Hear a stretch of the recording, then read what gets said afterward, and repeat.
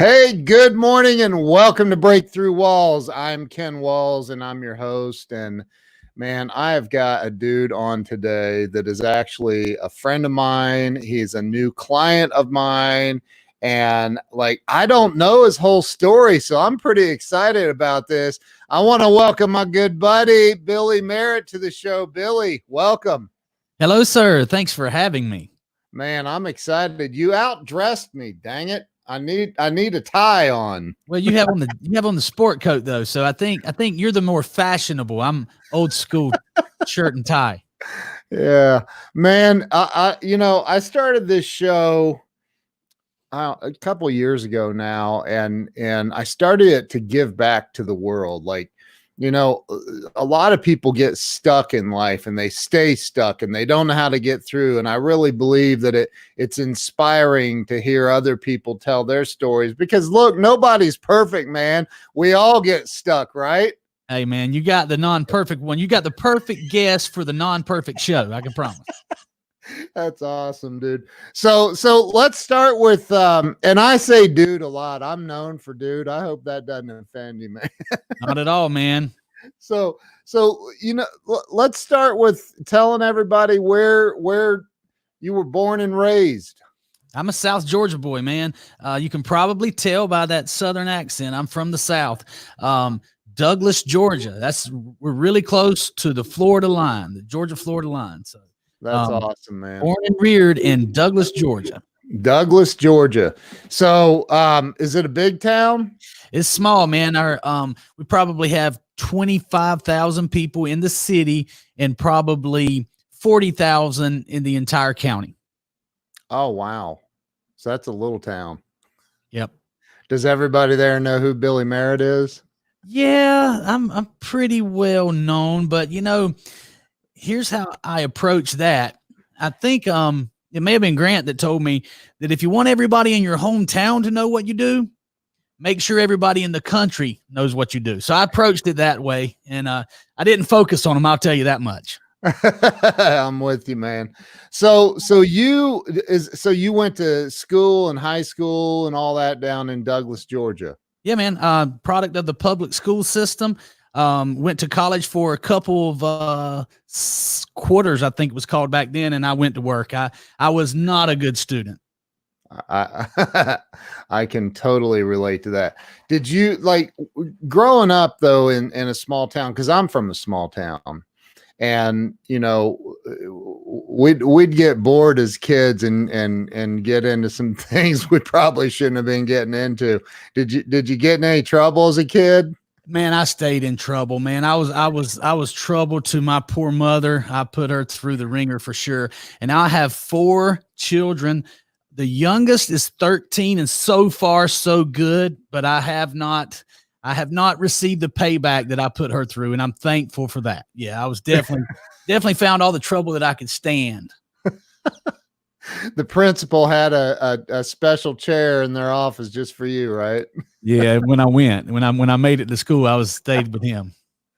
That's funny. So you went to college for a couple of semesters or quarters or whatever, and you said this ain't for me. I'm going to work. What'd you do? Man, I went to work at a trailer plant. So here in South Georgia, we dominate the world. We supply the entire country with mobile homes and cargo trailers. So I got into the biggest industry here, which was construction of mobile homes. And, it was back-breaking, hard work. It was good money at the time. I was 18, 19 years old living with mom. And, it was just, you go to work, get some money and party. That's how I approached life for a little while. And then finally started growing up and finding some other things to do that were more productive. Yeah. So I mean, did you built the trailers? You were on the assembly line or I was on the assembly line from constructing the walls, the floors, the plumbing, everything. Yeah, I was the builder of the mobile homes. Wow. And how long did you do that? I did that probably 2 or 3 years. And then when I got into well, actually, I did that before college, and I said I want to go get some college. So I started college, and I said I'm tired of college, and Yeah.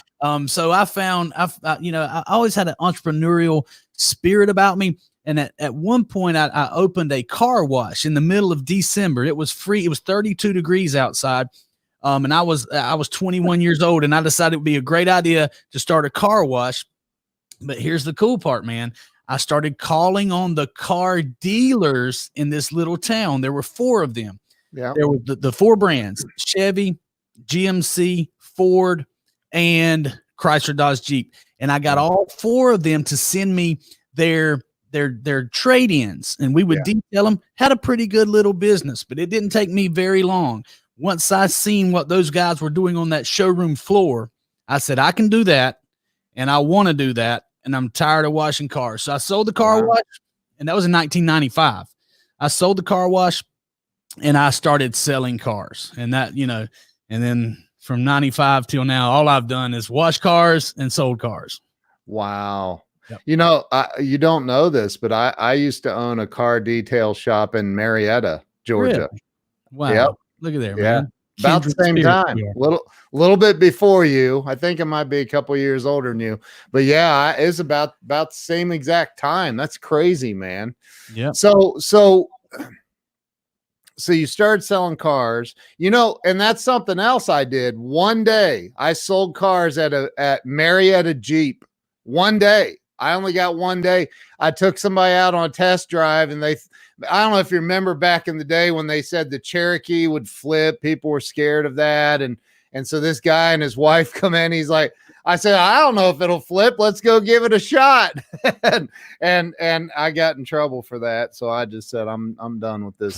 That's the only, but they bought the car, but I got in trouble for the way I let them test drive. It's all about the results, man. If you bought the car, you should not have gotten in trouble. I got in trouble. So I just said, I can't deal with this. So I left. But anyway, that's my only experience. How did you do though, when you started selling cars? What brand did you start selling? Chrysler, Dodge, Jeep. Okay. And how did you do with it? So I remember the very first car that I sold. It was a 1995 Dodge Neon. It was a green Dodge Neon. I was excited because I sold a brand new car, and they had used cars over here. And I sold a brand new car, and I got my commission ticket voucher back then, and I made $100. And I wasn't sure what was going on. I thought you sold the new cars and made the most money. Found out that wasn't the case. But I quickly found out how this thing worked, man. And it was all about providing people with something that they already wanted. I was like, this is the easiest thing in the world. So it wasn't long, man. Within 8 months, I was already moving up in management. A couple of years, I was a sales manager, then a finance manager. Ended up being a general manager, ended up owning my own dealership. And, I loved it, and I was very good at it, but I always struggled with the small town mentality. And I knew there was a better way to do things way bigger. And so I just butted heads with every manager, every owner, partner, everybody in the car business. I butted heads with them because I knew there was a better way. And I finally got into the vendor side of things. Now, there was a couple of dealers along the way that did it the right way. Yeah. Some of them that really do business, and they know who they are. So they do business with me now. And those guys know how to do business the right way. It was hard to find those people. I said the talent pool for salespeople in South Georgia is very shallow. So, but we helped that, and I was able to recruit people who had never sold cars. We did several turnarounds for some dealers, and then we got into the vendor side of things, and here we are, with software and lots of other things. Yeah, yeah. My wife's on here, by the way. She loves I like that. I like that lady. Yeah.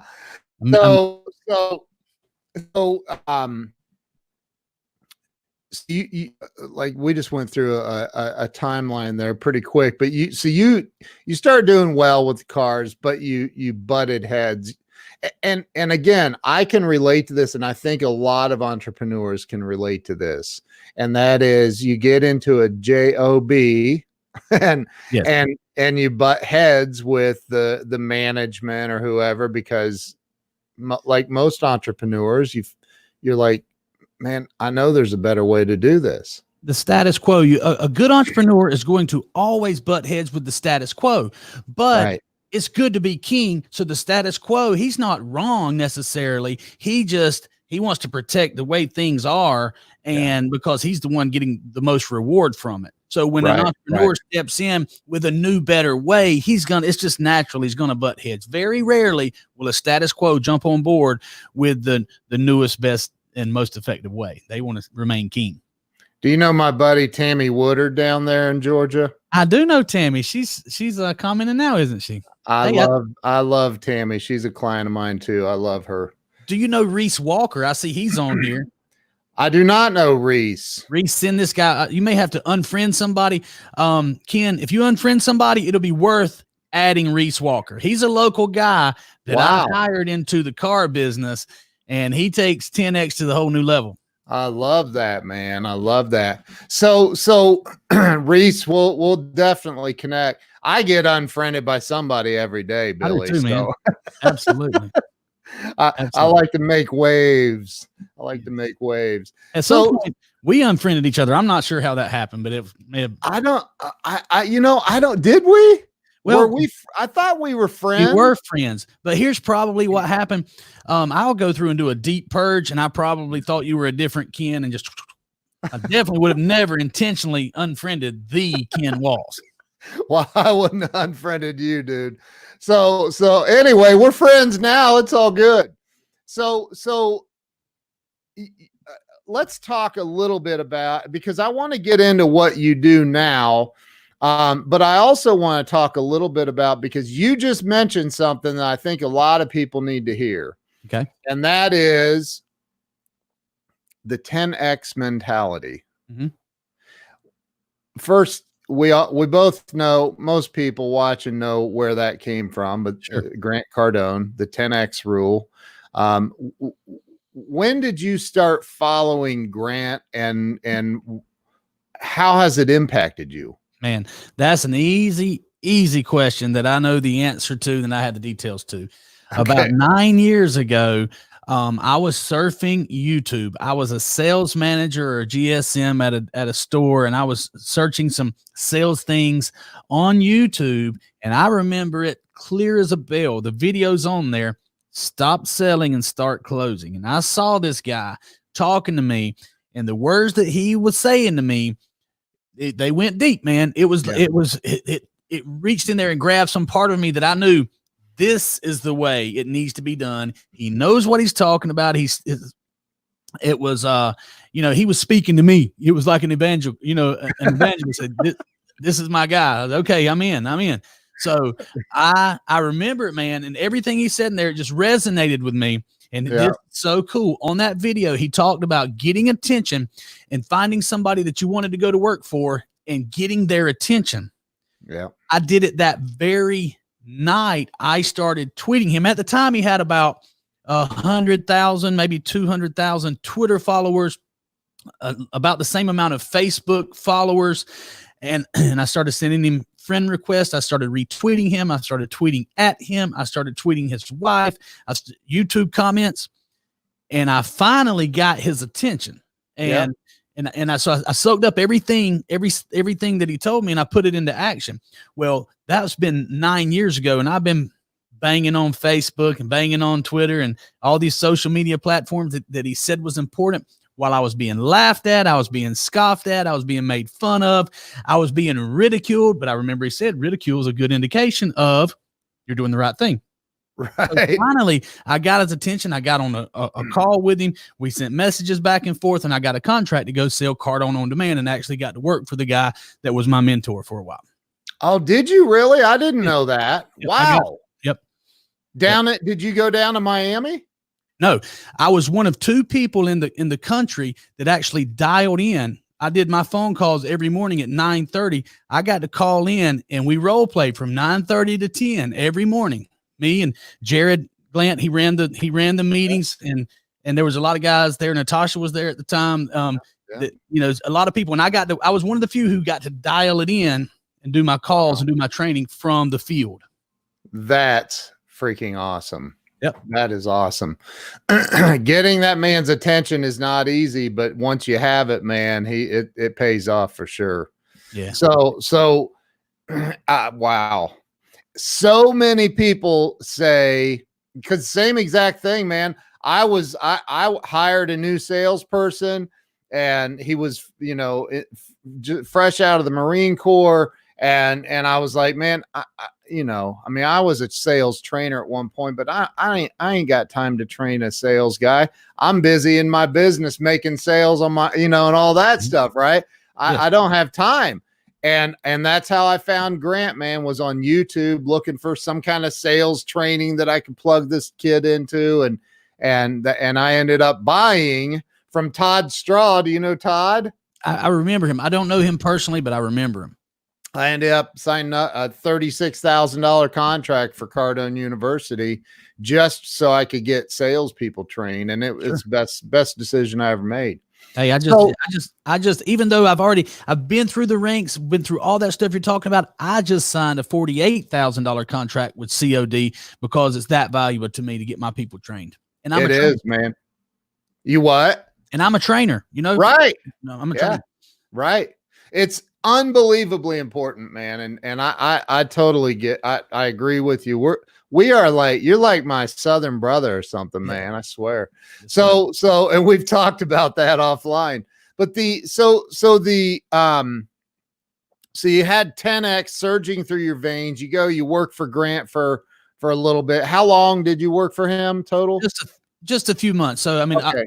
with all the respect and all the relationships and all the admiration that's due him, I just found it easier to sell my own stuff because I sold my own products, 100% learned from the master, and use him to I'm like I say, I'm in a $48,000 contract with him right now. So I just found it easier. I like selling Billy Merritt and Billy Merritt's products. I promote and Caleb Wilson just commented. Caleb worked for Grant Cardone Training as well. Cardone, you changed his life. And man, if you allow me to jump ahead real quick, go ahead, man. Go anywhere you want. I'm gonna preach for a second, okay? Yeah. I'm gonna preach about relationships. Okay. Preach it. The relationships are the most important thing that we can get. Caleb Wilson and I met through Grant Cardone, and now Caleb is my business partner, and I know I'm jumping way ahead, but we are impacting and changing the car business in a major way. Work with over 1,200 dealerships across the country, and the only reason that is possible is because he valued my relationship, I valued his relationship, and we understand the value of investing in relationships. So, guys, if you don't do anything else, make sure that you invest in relationships, man, and there's nothing more important. Nothing, absolutely nothing. So, and I agree 1,000,000%. So, okay. So you stopped the Cardone thing or you stopped selling his product. Did Billy Merritt, like what you have, did it exist yet? Or were the software and everything that or was it? No, nothing. You left Cardone, and did you have anything to fall back on, or you just said I'm going all in on something else? Well, I've always loved promotions, and I've loved event selling. So I sold direct mail to dealers all over the country. Had some success. And when I was going, I would present COD to them, Cardone on Demand, and heck, if I couldn't do that, I would sell them some direct mail. So I found a very good product in the mail, and I said, hey, I'm going to take what I've learned, make some big offers and some big claims. And we developed the most effective mail piece in the country, had a lot of success selling that. That there really wasn't a backup plan. So, but as mail got stale, we saw a need for something different. And so we went all digital, and then I don't know, I don't know how quick you want to get into that part of it. Get into it, man. I want to, and let's stop for a second and talk about, because Billy Merritt wasn't sitting on millions of dollars when he left the Cardone thing. Billy Merritt wasn't, I don't know where you were financially, but I'm going to make an assumption that you weren't weren't doing as well as you are now. Maybe I'm wrong. No. So what happened is I got back into retail because mail got real stale, and traveling the country is not that as fun as it sounds, right? So I got back in retail with my idea that I was going to buy into the dealership that I was working at. So in order to do that, I had to bring the best products in. Okay. And so we went all digital, and I was, even the money I was making, I was reinvesting to try to make this thing even better. I was not, man, I was, it's JOB stands for just over broke. Yeah. At that time, I had a JOB and I was just over broke. And, you know, we took the dealership from selling 15 cars a month to selling 60 cars a month. And I recruited some awesome people, and I got some awesome relationships in there. But when the owner and I got into a disagreement, I'm the one who left without a job. Okay. So I had no money, man. I mean, I'm going to tell you what, I was down to my last few $1,000s. And when I knew I had something special with what we had developed there, though, with the Facebook sales events. And so and we'll talk about that in just a second, but I was certain that I had something special. So I took my wife and I took our last $5,000 and I bought a plane ticket to go to Kansas City, because that's the only place I could find a dealership that would allow me to come in and do this crazy thing called the Facebook sales events, which everybody's doing now. But I was the pioneer of that. And I went all in with it, with all of our money. And I spent all of our money on the Facebook ads, on the hotel rooms, on the flights out there, went all in, man. And no, I didn't have it. I mean, that was all I had. Have you ever, you know, I've told this story a couple of times that, you know, when my wife and I got our first office after Jill and I met, we got an office probably 2 months later, and we quickly started scaling, hired some employees, and, you know, sometimes you make bad employee hiring decisions and whatever. I mean, it is what it is, but everybody was getting paid except for me. And one day, one of my employees walks in my office and he says, Hey boss, there's a guy out there peeking in the windows of your SUV. And I said, well, tell him to get the hell out of here. He goes, well, I would, but he's got it blocked with his tow truck. Oh, man. That was a bad day, man. I was like, you gotta be kidding me. I'm getting my car repoed in front of all my employees. And I couldn't talk the dude out of it. So, you know, have you ever been like that in a situation where just you feel so desperate that you just don't know what end is up? Do you know what I mean? I do.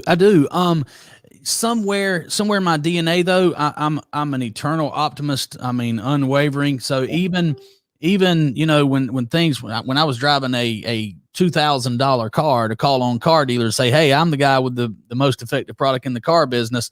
You know, against all the odds, I kept an overwhelming sense of optimism and hope, you know, with a little bit of faith. You know, you have to have a little bit of faith. You're not willing to do those tough things, but yeah, man, I've been there, and it wasn't long ago.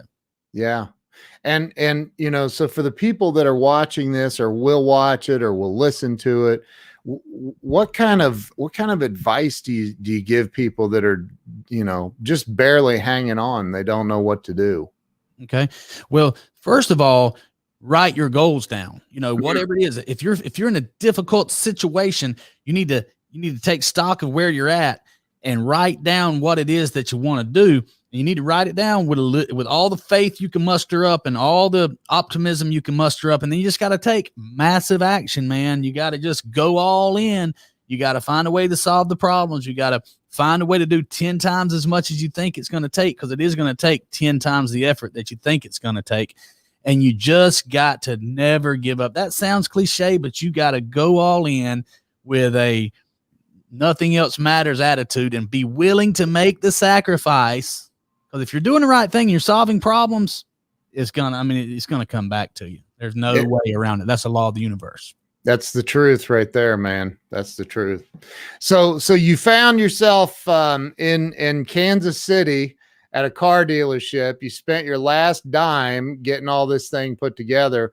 What is, for somebody like me that doesn't know the car business, what is a Facebook sales event? What's that mean? What did you do? And you created this, right?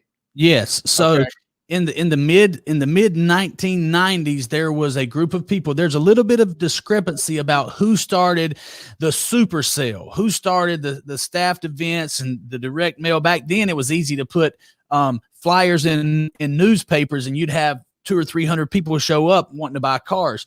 Well, as it goes, people would just copy and copy and copy. The market gets saturated. In 2008, it all but stopped. The super sales was very tough.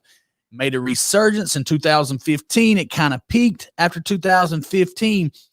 Mail got really stale because of the internet, all these digital things, and then social media. And I'm the first guy who said, we're going to do an all Facebook event. So we replaced the direct mail with Facebook ads. And then we had, people answering the leads, setting the appointments. And then I was there on site, meeting and greeting the people, ask for Buyback Billy. Well, guess who Buyback Billy was? And it worked.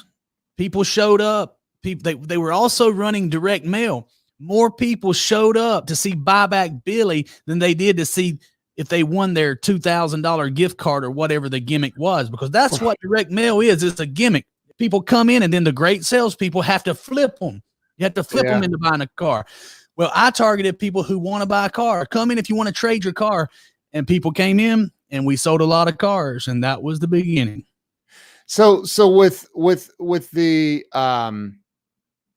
what's the Buyback Billy thing mean? What's that mean?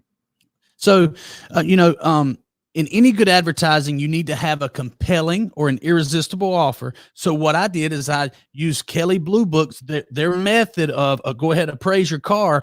And I said, hey, during this 5-day event, we're going to give you $4,000 over Kelley Blue Book for your trade-in. That's how we took over the market in Douglas, Georgia. That's how we knew we had something special. And that's what I took to the marketplace. Buyback Billy, 4 days only, $4,000 over KBB for your trade-in. You don't want to miss it. Dude, that's awesome, man. That's how we did it, man. Buyback Billy. That's got a nice ring to it, like the 10X rule. There you go. That's awesome. So you did this in Kansas City. I don't know how the money flow part of it works. I'm sure the dealership paid you something for your hard work. Not in the beginning. In the beginning, I got paid commission on the cars I sold. I had all the expenses. I had to prove myself in the marketplace. And then once the dealer saw, hey, what's this thing this guy's doing on Facebook? What's this Buyback Billy thing?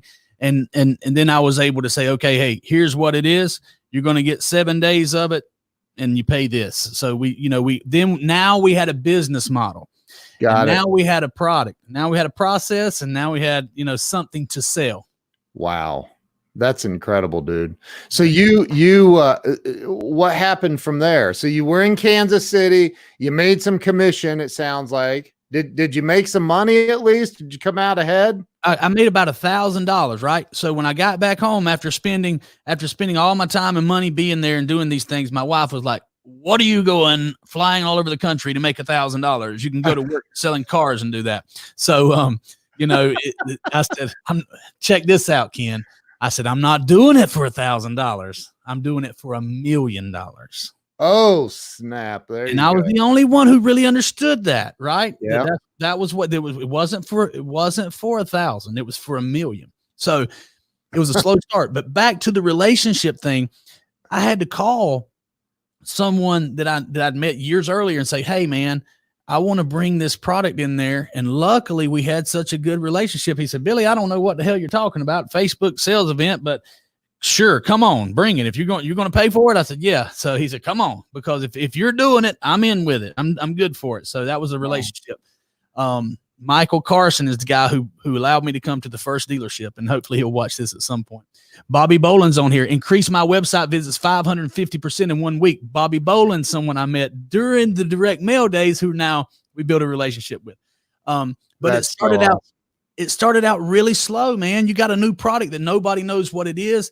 Nobody's done it before, and you got to take it to the marketplace. Yep. I'm from South Georgia. Who is this guy telling me he's going to come in my dealership and increase my sales? I don't need this guy. Right. But I started breaking in. I started getting in little opportunities. It took about 6 months, and I called my buddy Caleb Wilson, who was on here earlier. I said, Caleb, I got something special. Well, Caleb's a salesman. I'm a salesman. We have been pitching each other our entire lives. I would buy his product. He bought mail from me. I would buy geofencing from him. You know, I was at a dealership. He was a vendor. I was a vendor. He was at a dealership. And then finally he said, okay, Billy, let's try this thing. And when Caleb saw that it worked, he was able to open up his network of dealers. And as they say, the rest is history, but it's really just the beginning. Now, is this something that you do for just like new car dealers, or is it something that you can do for used car lots or any kind of how's that work? Bobby Boland has the biggest used car lot in Bobby will have to tell us which Indiana. It's some city in Indiana. He'll correct us in just a minute. But it's for new or used, man. Anybody that sells cars, it's the most effective way. Listen, here's the thing. Out of the 330 million Americans, over 250 million of them have a Facebook account. I mean, that's where we're broadcasting now. So we just take our message to where the fish are. You know, Indiana. Yeah. But yeah, man, it's new or used car dealers, but wow. I'm strictly in the car business. We've had other people. We tested it in some other markets. I said, you know what? There's 40,000 dealers in the country. I'm not worried about furniture. I'm not worried about trailers. I'm not worried about these other markets. I want 10,000 of the 40,000 and we'll be fine. He said, that's it. I just it. want 10,000 of them. Yeah, we're good. Give me 10,000 and you can have the rest. That is hilarious, dude. So how long when did you start that? What year was that? Early 2018 was the first ever all Facebook sales event. And then by October of then it was a big thing, you know. What year? 2018, man. 2018. Well, 2017 was the first ever in the local markets, but it went to market. This thing exploded in 3 months. We were doing onesies and twosies, you know, 1 a week, 2 a week. At very early on, our office was a GMC Sierra pickup where one person would drive. Hank Youngblood, I got him to come. Joey Arvidson, he's my VP of sales now. I got him to come, right? So I talked 2 people into my dream, okay? Oh, my God. And Hank would drive. Joey would sit in the back and answer leads. I would sit in the front and answer leads. We would get there. We would talk to the leads. We would appraise the cars. We would sell the cars. And then we would call dealers on the way home and say, hey, man, we got the most effective product in the car business. We're doing this over here at this dealership. You should let us come do it for you. Oh, my God. Yeah. And so, and now we've got 60 employees, you know, I mean, it's 70 workstations. It's, you know, we're doing 40 to 50 events per week. Per week? Per week. We do 120 to 140 events every single week. And hey, that's just us. Now all these copycats, they're doing a lot of them too. You know, they're doing them from their kitchen table, you know, but they're doing them. What's better, a kitchen table or a pickup truck? Well, the pickup truck is the best because that means especially when it's a fresh idea. I know. You're going to get plenty of copycats and bring them on, man. They can't compete with us now. I love it, dude. So you're okay. Wow. I got chills, man. Seriously. Thank you. You're the somebody on here a minute ago called you the OG. Like you're the OG of this, man. And you've taken the 10X thing to a different level, man. Like you're literally dominating an industry. Yes, we are. We're changing it, man. We absolutely dominate social media. The social media, we're the pioneer. I'm the pioneer of the Facebook sales events. I'm the original. I'm the buyback Billy, you know, but the thing is, because of the 10X mentality and because Caleb's been baptized in it and Joey's been baptized in it and Hank and everybody who came in from the beginning, we're all duplicating ourselves through our salespeople and through our connections and our relationships. You know, we've dealt with over 1,200 dealerships. It's probably 1,500 now. Sarah's on here. Sarah Stalker. She's she's basically my vice president of all things. She's on here. Amazing, by the way. She's amazing. She can tell you. And Jonesy Jones is on here. He's out there on the road. Caleb's on here. Bobby Bolin. All these people who've done business with us or either work with us, and we have 10x this thing. And you know, we've done business with 1,200. We want 12,000. That's the goals. That's how we set our goals. Wow. And early, by the way, man, we hadn't even had time to talk about it. But when we started doing this, I saw that there was a big need of how to communicate with these people, you know, through Messenger, through text message. This is how you and I got together. You sold me your services through Messenger and text. It's true. I created a book called The Art of Text Message Selling. There we go. The Art of Text Message Selling. This is the first ever manual on how to talk to people through text message, how to give them what they want, and how to get what you want, which is an appointment. And if you don't know that it's an appointment that you need when you're talking to somebody, then you definitely need to buy the book. Dude, I teach this to like speakers that get on, you know, stages and stuff. I'm like, because I use Textful. You can text the keyword book to a certain number and you get my book for free, right? Mm-hmm. And why is that? Why would I give away my book for free? And you already know the answer to this, because then you're in my text message marketing list. Yeah. And you know, and I'm sure this says it in your book. I haven't even read your book, right? 100% of all text messages get read. Right. Is that right? Is that accurate? That's very accurate. They may not answer your call. They probably won't. They may not answer your email. They probably won't.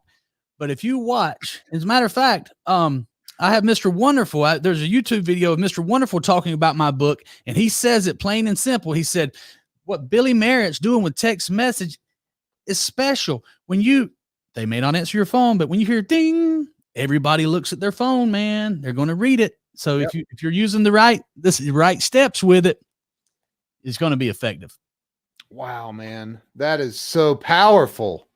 So talk a little bit about that. Go ahead. What were you going to say? So this is the first ever manual. This is the very first. We ran the very first Facebook sales event, and this is the very first manual that has been written on how to communicate through text message, exactly step by step, the 23 steps that you need to know, and it is very effective. Dude, and where can they get your book? Amazon. You can go to Amazon, just type in The Art of Text Message Selling. If they will send me a message on Facebook, I can send them a personalized copy. You know, they can PayPal us or Facebook us the money. You know, I would like you. Yeah. I basically give it away. You know, if you'll pay for the shipping, I'll send you the book. I want this information in 40,000 dealerships. If this good information, because you know there's good information and there's bad information. Yes, sir. Don't listen to the dumb people, man. And a lot of people are dumb. Get the good information, double down and triple down and 10x down on the good information. Yep. Plug it into your daily life. Use this. I don't care if you secretly buy the book and you don't want to know, you don't want me to know. If you don't like me, you still need this information. And I agree. If you'll use this information, it'll change your business. It'll change the way people do business with people. If you use this information, people will stop what they're doing to come do business with you. And that's a win for everybody, even if you steal a book. So, you know, and that's, let's talk about that. So you were doing these Facebook events. I mean, because look, man, they're not related. Right. But they are. Right. Right. Right. Like text messaging and Facebook sales events are not related, but they kind of, they build off of each other. Right. Yeah. Talk about that. Where did the whole text messaging thing come into play and the concept for this book and all of that? Okay. So, when we're communicating with these people, we're using Facebook Messenger, and it's not SMS, but it is instant message, right? So it by some definition and by my definition, talking to someone through Facebook Messenger is a text message. It's at least messenger selling, right? So if you're sending messages, digital correspondence back and forth to someone, these 23 rules need to be applied. So what we did, we started answering these leads in the beginning, we answered these leads from 7 a.m. to 6 p.m. in the afternoon. We were doing all the work. As our team grew, we got some very smart, talented people involved that had some BDC training and some call center training. One of my guys said, hey, man, we need to step this up and start answering these leads to 10 p.m. So from 7 a.m. in the morning till 10 p.m. at night, 7 days a week, we have people answering messages. They're texting, man. They're communicating. It's instant messaging back and forth. So I saw very quickly there has to be a standard. There needs to be a way. What's rule number 1? What's rule number 2? What's rule number 3? What do you have to do every single time? And then what are the common objections? What's going to be coming up so we know how to answer and we're ready? What? Okay, so just let's put a little teaser out there for the book, man. Give me a couple of the rules. What is rule number 1? I'm gonna do something for you right here. I'm going to make anybody that wants to a master messenger by giving them 3 rules. Okay. This is good, y'all. Hey, if you're not taking notes, you're one of those stupid people he was just talking about. I'm just saying, I ain't judging. I'm just saying. Hey, thanks, Abby, for sharing the book. So I'm gonna give 3 rules. If you'll follow these 3 rules, you'll be a 1%er in the sales department. Whatever your business, whatever your industry. Oh, look who we got on, dude! My man, Dave Robart. Dude. Hey, Dave's coming into the office and he's gonna train my people. And he was so cool. So I'll get back to the 3 rules. Man. After I talk about Dave. Go ahead. Well, I gotta tell you a story about Dave. So Dave is a trainer and a national sales manager with the Grant Cardone. Yeah. And I was walking through the NADA meeting or the NADA convention in Las Vegas, and I had a dealer badge on. So everybody was pitching me their stuff. And a couple of the younger and newer salespeople from Cardone, they approached me and said a couple things, and then I saw Dave and I said, hey, Dave, man, I need to sign up with your program. They were like, what? They were like, what? so cool. Dave said, yeah, man, he's a sales trainer and he's going to fly down and pick us up and bring me up there. And so anyway, it's all about relationships. I built a relationship with Dave a long time ago. And when it was time to get my 60 people on, or actually we got 40 that's going to be on the program, I reached out to Dave. So Dave's a superstar. If you're not friends with Dave or follow him, make sure you do. Love Dave Robards. I'm with you 1,000%. Okay, so I'm going to see if this passes Dave's standard, okay? Because Dave is a certified sales professional. Here's the 3 rules. If you will follow these 3 rules when talking to somebody through Facebook Messenger or through text message, if you'll follow these 3 rules, you will be a 1%er. Now, I don't know what the 1% of the people, the top 1% makes in your profession, but in the car business, that's pretty good. Now, I primarily deal with car dealers. So rule number 1, make a big offer. Make a big, compelling offer. Make your offer so irresistible, they want some more information. So what's a big offer? In the car business, it is receive $4,000 or $5,000 over Kelley Blue Book for your trade-in. And I can teach you the process of how to make that a legitimate offer. Okay, so make sure your offer is compelling. Ken can say, I can develop you the absolute best and most beautiful and most interactive and user-friendly and intuitive website on the entire internet. That's a big offer. Okay. So whatever your offer is, make it big and compelling. Rule number 2, be fast or you're dead. So it doesn't matter what your offer is. If you're not being fast, if you're not answering them in real time, then you are in trouble, man. Yep. If you didn't know this, the attention span of everyone is very, very small online. So you've got to get them with your big offer. You got to get that hook in there. Yeah, that's what it is. There's nothing wrong with an appealing hook. Get your offer out there, get your hook in, and then be fast. Answer those leads very, very rapidly, fast, in real time, or they're going to go buy from somebody else, period. Rule number 3, this is so simple. It could be rule number 1. Have a great attitude. Let your attitude come through your text messaging. Send happy, smiley emojis. Use positive language.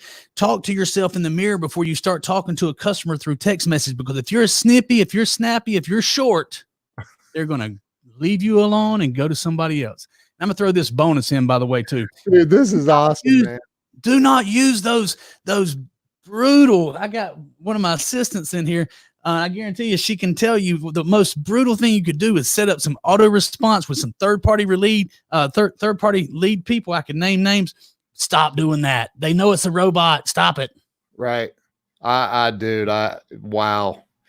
I hope everybody wrote that down. So first off, go get the book. I can't, it's on Amazon. How much is it on Amazon? It doesn't even matter. Just go get it. It's no money. It's $20 on Amazon. If you order from me directly, you can get it for $10. But here's the thing. Like Grant said, if you're worried about the $20, then you don't need the book. There's $1 million in every book, right? Amen. Hey, Dave, did that pass your test, man? Did that pass the test? Maybe he can hang around. Dave, he's probably back on the phones hammering somebody, man. He's telling somebody. He's using those 3 rules and closing somebody. I guarantee it, man. I told you that's better than a guarantee. Hey, there's 20 more rules in there, though. Is that the first 3? That's the first 3, man. Wow. That is so awesome, man. Then, of course, you got to know how to avoid the mistakes as well. There's some things that you need to not do. Chad Walker Gay says $20 will make you millions. Amen. I can testify, man. So you've got all this. I mean, you got a lot of stuff popping, man. I mean, you're a client of mine now. We're doing some work for you, and you're not always easy to get a hold of. Right. I'm always on the phone, or I have these calls, these go-to meetings scheduled. But but here's the thing: if anybody will send me a message through Facebook Messenger, I will respond to it. It may take me, a few hours, but we will get to that because I want to make sure that I get everybody out there the information they need. And hey, man, we haven't even talked about the new stuff, and we probably don't have time now. But we could. It's the internet, and it's my show. We can stay on here all day if we want. I don't give a crap. Okay. So let's talk about some of the stuff you got cooking. Let's talk about that a little bit if you want. Sure. Whatever you want to talk about. Okay. I'm open to it, but I think I want to back up because I want people to know. I mean.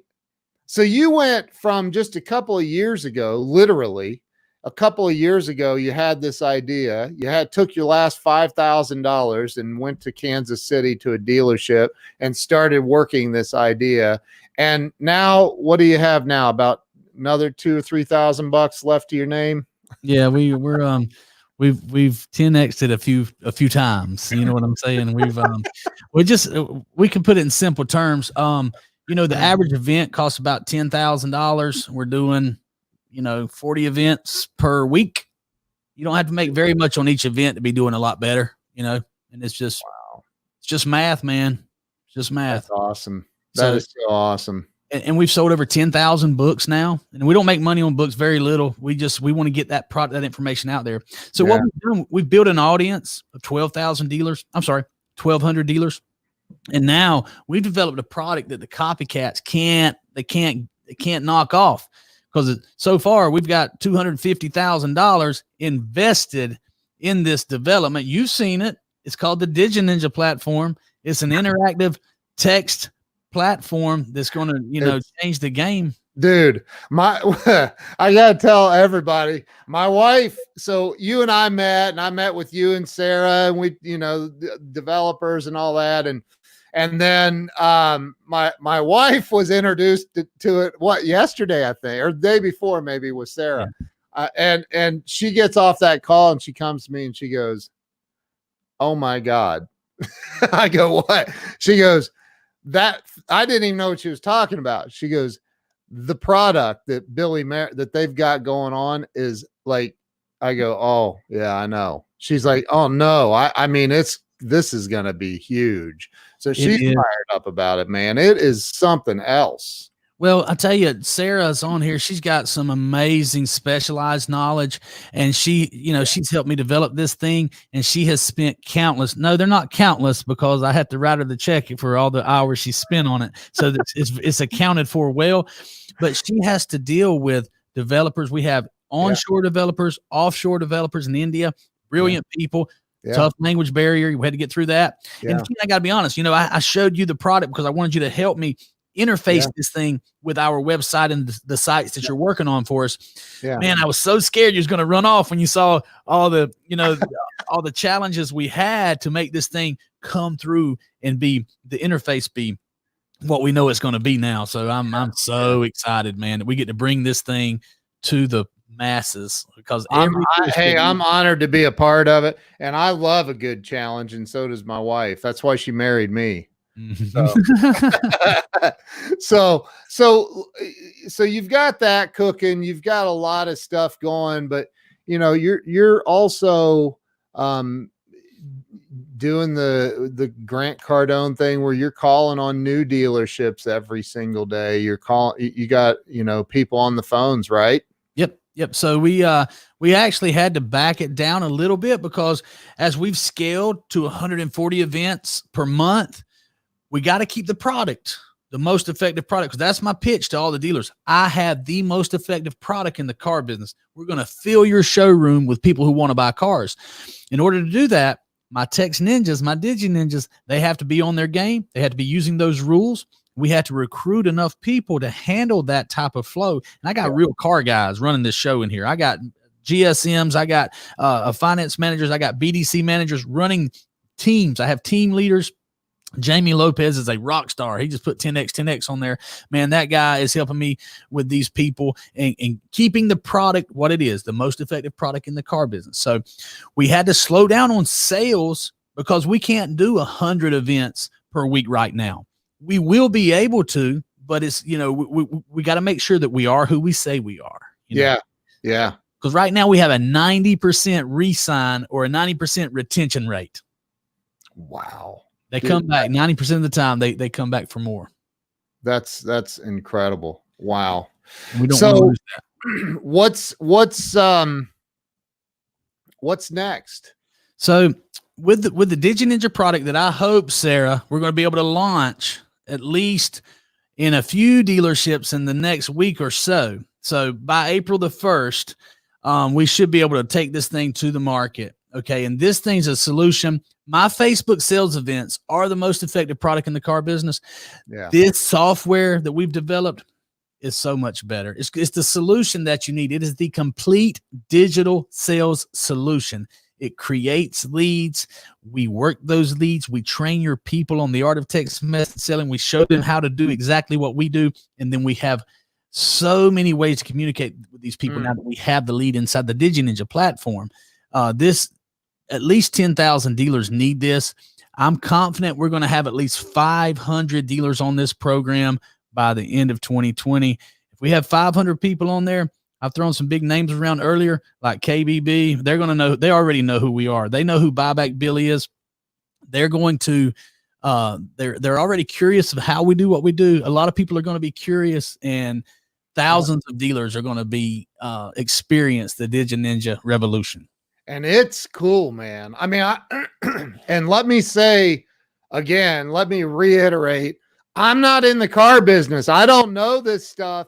But when I saw this, I was like, you got to be freaking kidding me, man. Like, if I was a car dealer, I'd be like, how do we even live without this? Like, seriously, it's incredible. So go ahead. Sorry. Once a car dealer sees this, once a car dealer uses this, they will not want to do it without the Digi Ninja platform. No way. It's the solution. Right. I mean, it's your solution to digital sales, period. Yep. I agree. So you have, man, your experience, your knowledge, your wisdom, wisdom comes from a lot of pain, right? Yeah. So with you, with all your experience, and I do like to kind of try to keep it around an hour. People don't tend to stay on much longer than that. What do you think the number one thing is? And I always ask every guest this question. Okay. What is the number one thing that holds people back from achieving massive success in their lives? They don't believe that they can have it. What's that mean?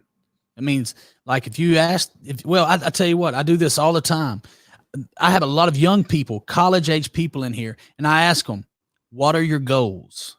Right. Most of them don't even have a goal, man. You can't have massive success. You can't have massive success if you don't write it down, if you don't know that you want it. And the only reason you don't know that you want it is because you don't believe you can have it. They have been programmed by their parents. I'm not speaking bad about parents. Parents love us. By their teachers, their Sunday school teachers, by their professors, to be average, to be good students, to be good employees, and to not have and to have, I hate this term, and to have realistic goals.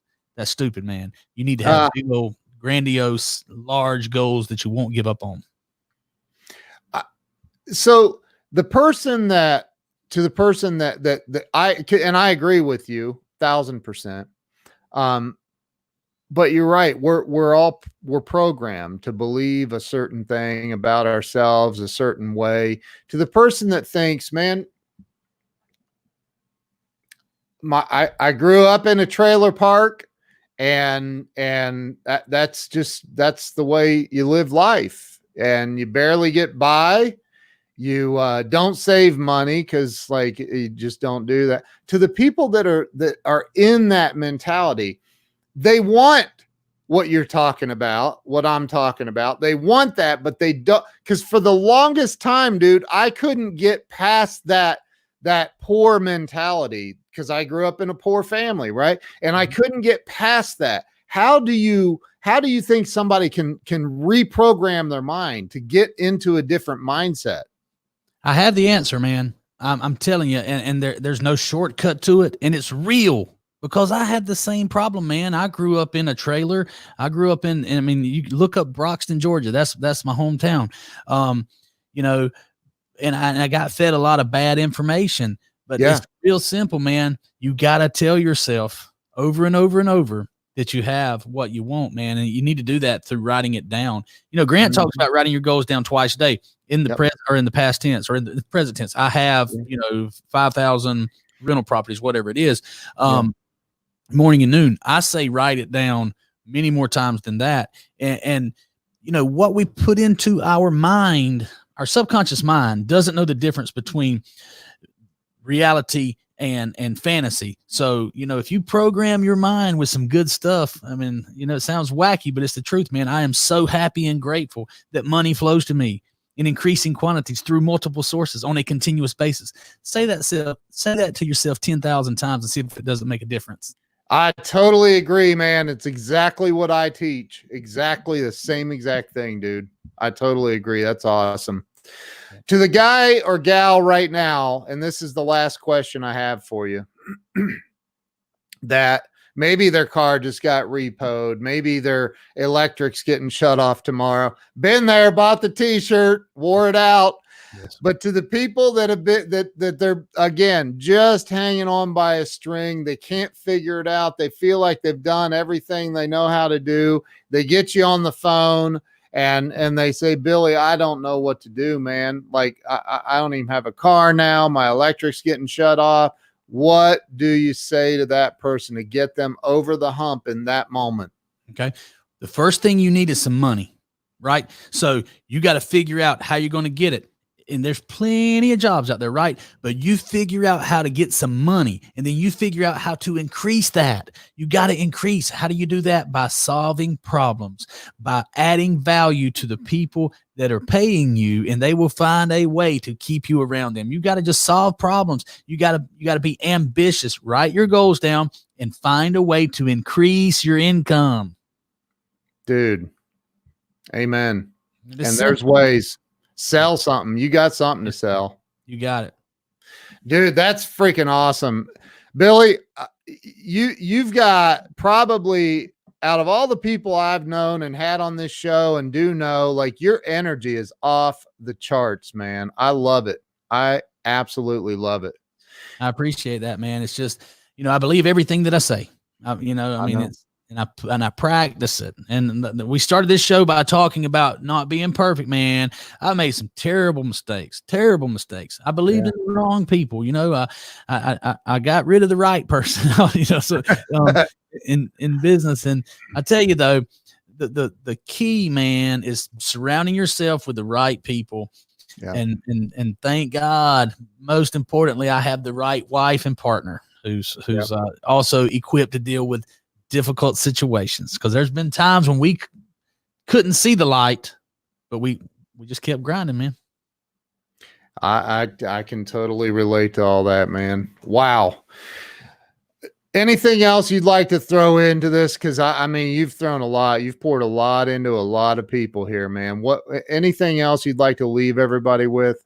Again, the optimism. I just want to leave. I want to leave it with this. Yes, you can do it. Yes, it's going to be hard, but just be willing to make the sacrifice and go all in. The great thing about going all in with the effort, every morning you get a whole new stack of chips. Just go all in and make the sacrifice.